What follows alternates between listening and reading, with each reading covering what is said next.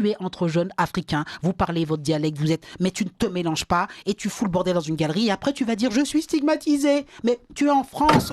Alors peut-être que moi, ils m'ont pas agressé parce que je suis noir aussi, bon, ils me considèrent comme un frère parce que moi quand je les regarde comme ça, je me dis ça m'énerve ce communautarisme. Pourquoi tu te mélanges pas en fait? La loi parentale, c'est celle qui prépare l'enfant à la loi tout simplement la justice. Et quand vous ne savez pas poser de cadre, de limite à un enfant, avec cette autorité parentale, derrière, l'enfant devient un fardeau pour la société, parce qu'il n'accepte aucune limite. Et ça donne, mais moi je le dis, je mets les pieds dans le plat, hein, ça donne les jeunes Naël et compagnie. Je vous donne un exemple. Vous savez, la mère de Naël, vous avez vu, je répète, qui monte sur un toit de voiture, qui dit, comme si elle avait gagné la Coupe du Monde, qui nous dit qui n'a jamais conduit sans permis, mais moi, madame, personne, les gens ne conduisent pas sans permis. Mais vous voyez, c'est un laxisme parental. Mais quand vous avez un laxisme parental comme ça, vous donnez tout à l'enfant, l'enfant n'a pas de limite, il monte dans une Mercedes. Et surtout que, tiens, pour le coup, parce qu'il y a cette fameuse légende dorénavant qui dit que dans les familles de la diversité maghrébine ou africaine, les enfants sont tenus, etc. Je suis désolé, hein, mais moi je les vois, j'habite Saint-Ouen, hein, oui. Je vois des enfants de 9-10 ans, souvent d'origine africaine, à 23 heures. Oui, seul. Oui. Et tiens, une chose aussi que je vois, des parents avec leurs enfants à minuit, 1h du matin, et même parfois plus tard. Oui. Alors qu'un enfant, normalement, quand il a, je sais pas moi, 3, 4, 5, 6 ans, à minuit, 1h, enfin moi on me couchait à 8h du soir. Oui, non, mais moi aussi j'habite, je travaille dans le 12e, et il y a beaucoup de jeunes Africains que je vois à des heures indues, et je vois aussi... Et seul. Moi j'ai eu aussi, à Maille à partir, c'est une anecdote que je vous raconte, mais je travaille dans un centre médical, il y a une galerie, pendant, allez je vous dis, pendant un an, j'ai appelé la police, on appelait la police tous les... Et je leur dis, on n'en peut plus, il faut...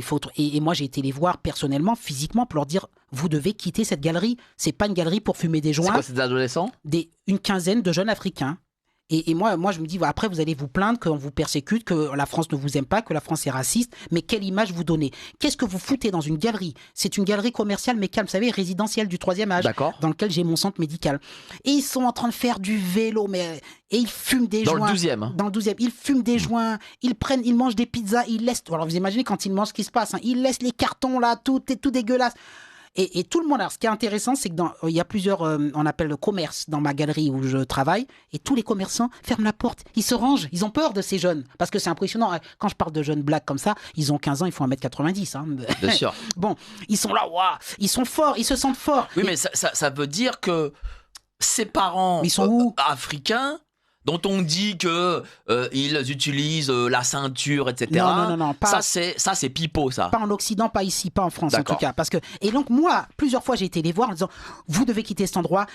C'est un centre médical, il y a des gens malades, il y a des personnes âgées qui viennent, vous leur faites peur. Ensuite, c'est une résidence, il y a des gens de la résidence qui descendent. D'ailleurs, ce n'est pas un lieu pour s'amuser, à faire du vélo, pour fumer. C'est un lieu, c'est une galerie privée. Regardez, c'est une résidence privée. Et qu'est-ce qu'ils vous répondent ? Ils me regardent, ils me disent, ouais, mais tu veux monsieur, ouais. Et finalement, j'appelle la police, ils se font fouiller et je me dis, le lendemain, ils vont pas revenir.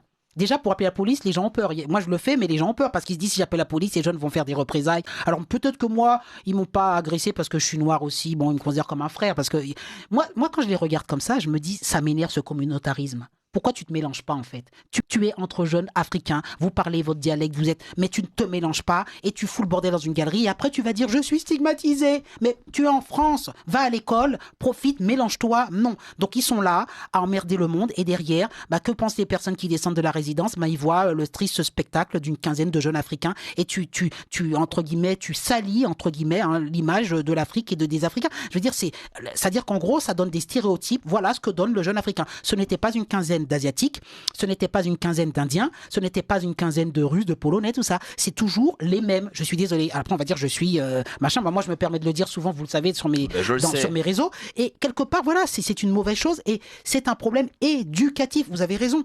Et ces jeunes-là, qu'est-ce qu'ils vont devenir ? Je sais pas. Bon, voilà. Après, ils vont se plaindre. Ils seront au mieux chômeurs, au pire délinquants. Voilà. Et puis, ils vont toucher le RSA. Et puis, après, ils vont se plaindre du système. Et puis, après, on va les voir sur les Uber, là. Vous savez, les vélos, là, Uber, là. Truc. Et puis, ils vont dire, la société, elle est méchante avec moi. Alors que la France t'a donné tes chances.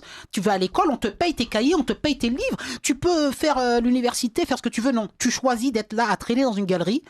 et après tu vas emmerder le monde. Donc voilà, bon, excusez-moi, j'ai un peu digressé. Vous avez bien fait, vous avez bien fait. Il faut digresser parfois. Et donc on va lancer le Bobino